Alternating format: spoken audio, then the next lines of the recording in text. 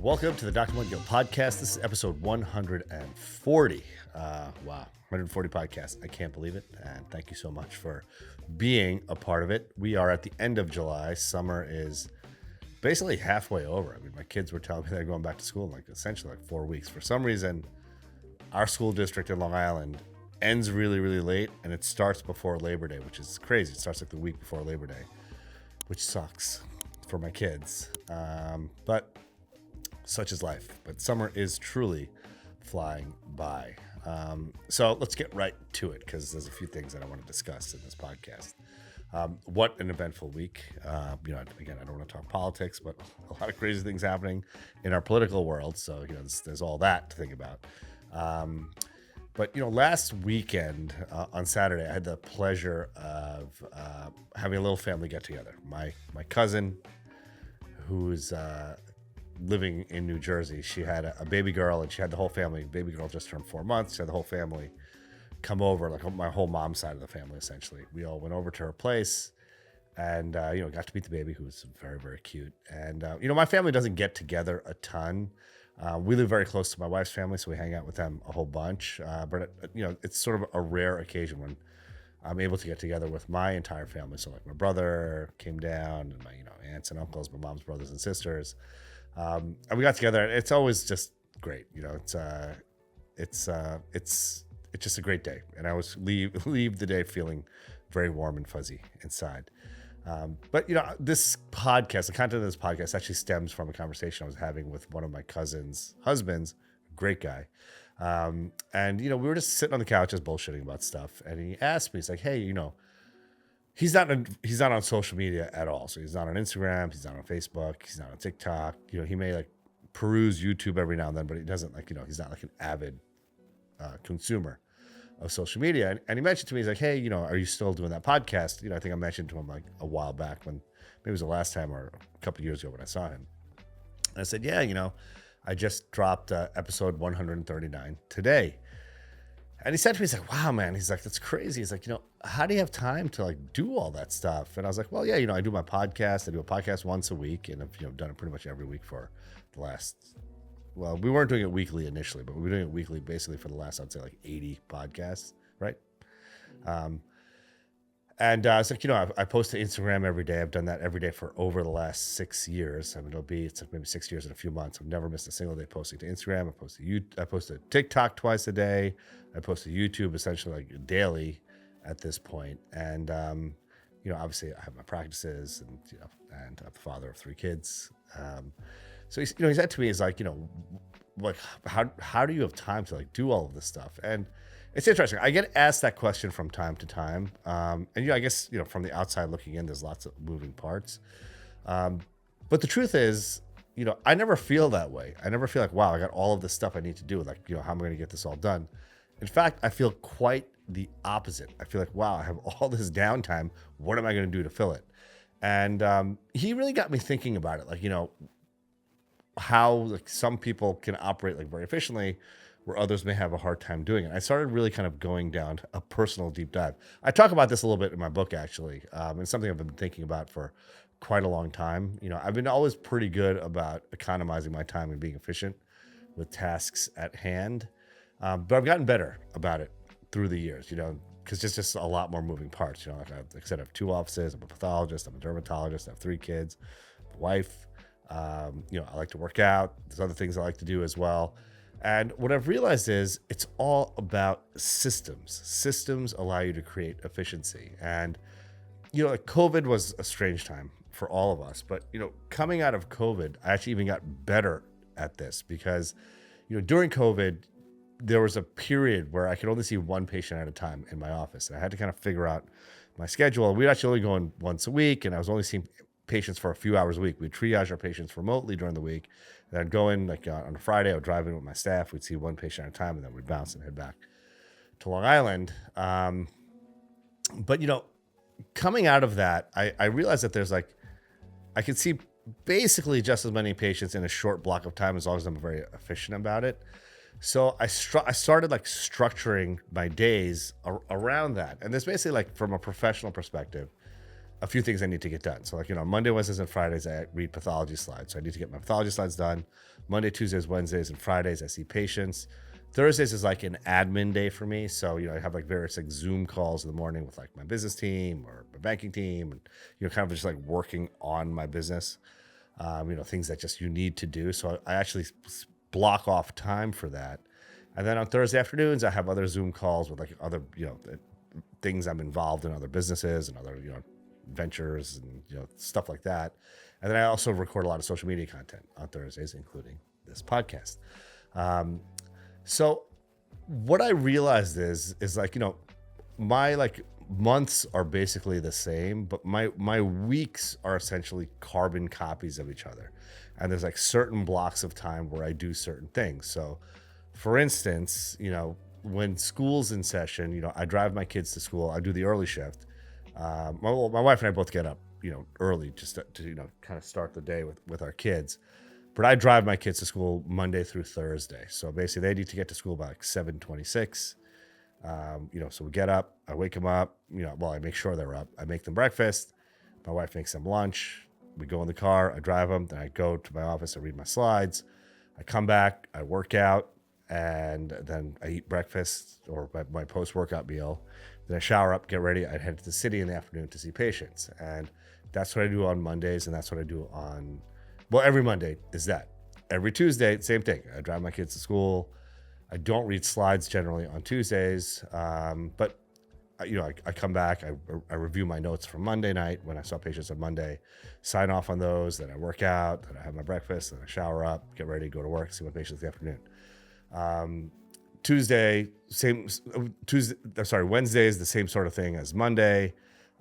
Thursday is its own day, which I just described. But then Fridays, I start really early. Fridays, I get up in like the 4s, and then I head to the city, see patients, have lunch after see patients, come back, work out, and then my weekend sort of begins, and that's like dedicated family time for me. I mean, that's like the rough outline of my schedule.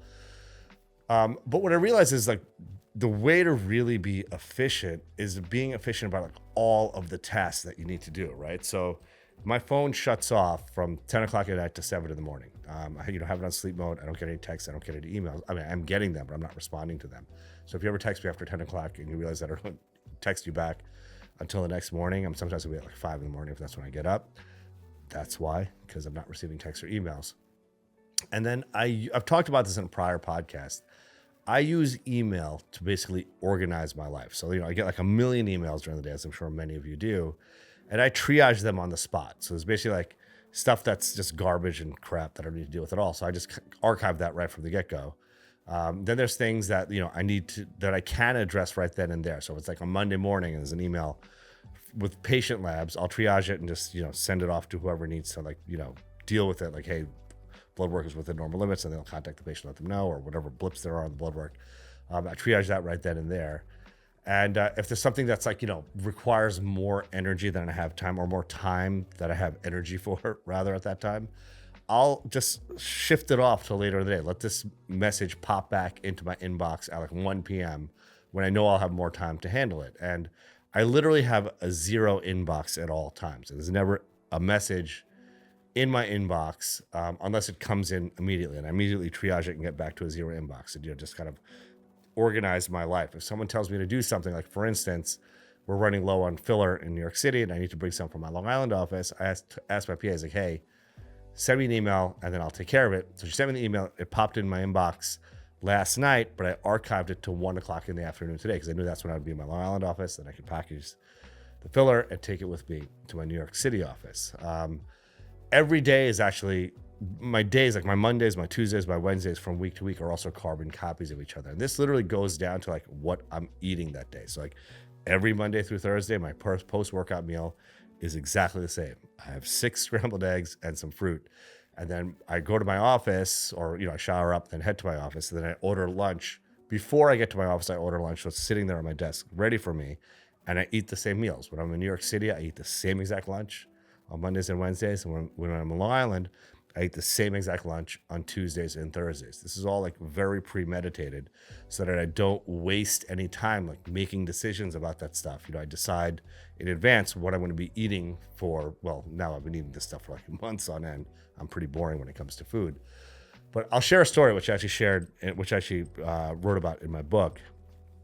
I once had an employee that every day would have like 3 seamless menus open, trying to figure out what she wanted to order for lunch that day. And I'm not kidding you. It was like a 60 to 90 minute task every single day.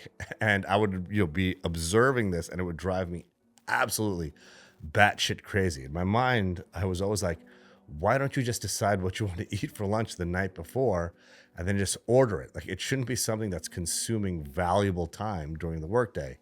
And it was a complete waste of time. But I realized that she's not alone. A lot of people like live their life like that. Like, are making like these decisions, which are actually mundane, stupid decisions, which really should be thought about in advance, or really should be spending no time making that decision. It's like not that complicated what you want to eat for the day.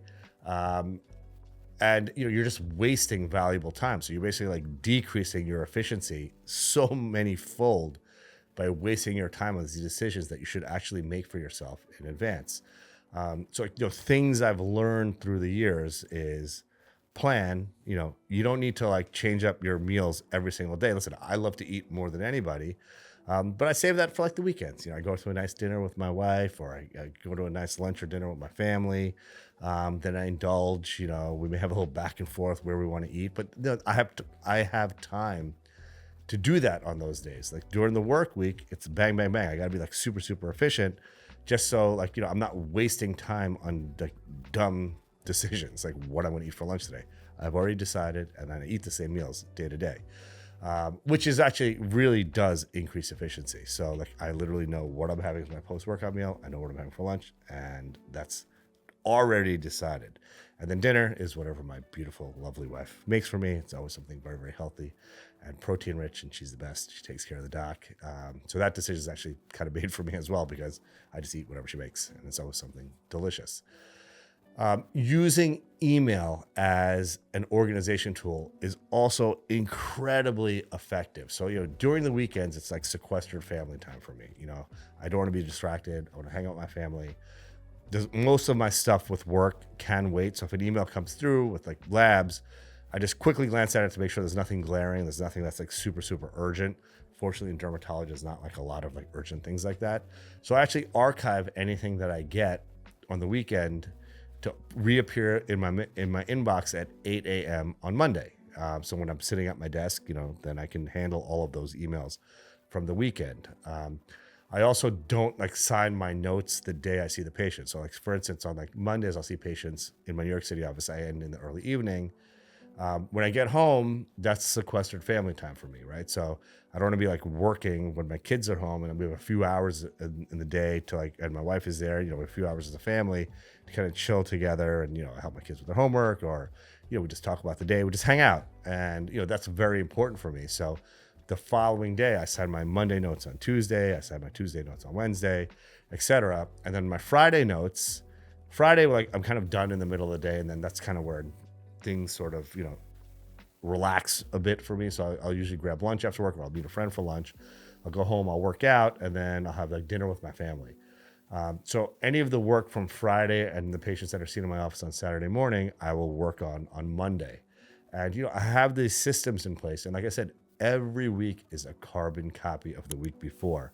And when I basically have this infrastructure for my week that's already set up, that if like, a curveball comes through, like I can very easily accommodate it, because I know what the pillars of my day look like. I know what the structure of my week looks like. And that affords me to have a ton of free time, actually. So I'm able to accommodate, changes on the spot. They're rare, but it does happen.